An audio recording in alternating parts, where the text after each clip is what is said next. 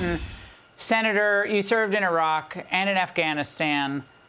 Is this just a simple case of, on one occasion, misspeaking that you carried a weapon of war into war?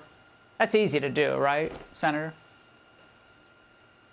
Well, no, Laura, even the campaign now admits it was much more than just one instance of misspeaking. And now it's not you, or it's not me, or it's any other Republican. It's Tim Walz's own battalion commander, battalion command sergeant major, even a chaplain in the battalion.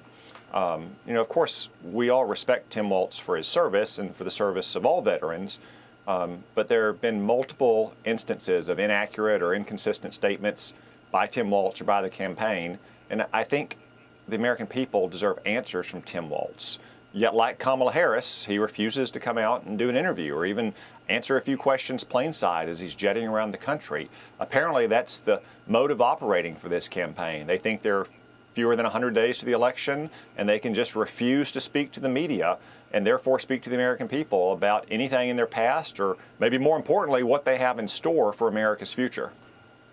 Well, Senator, watch how Nancy Pelosi introduced then freshman Congressman Tim Walz back in 2007.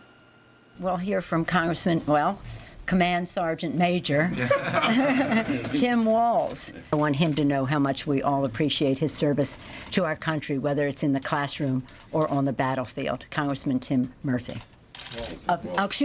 Congressman Tim Walz of Minnesota.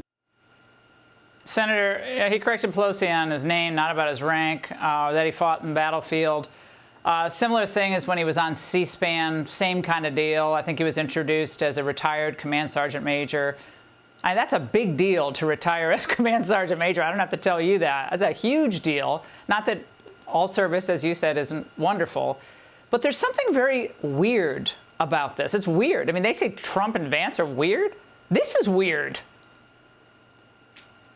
Yeah, I agree. It seems like every day there's 4 or 5 more of these videos that come out with Tim Walz inaccurately or inconsistently describing his service, saying he served in a war zone, saying he retired at the rank of command sergeant major when he didn't, that he didn't know about the deployment to Iraq for his unit when he retired. That's why he owes the American people answers. It's been more than a week since he was nominated.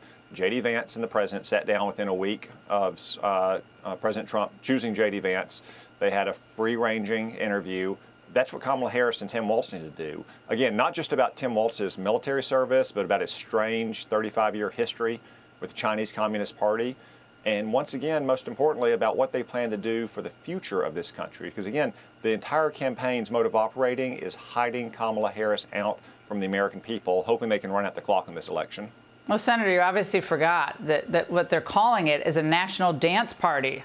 We call it the dance party of decline. As the country declines, they're having a national dance party. So that's what they want us all to just bask in, that reflected glory. Senator Cotton, it's been a long time. Great to see you. Thank you. Hey, Sean Hannity here. Hey, click here to subscribe to Fox News YouTube page and catch our hottest interviews and most compelling analysis. You will not get it anywhere else.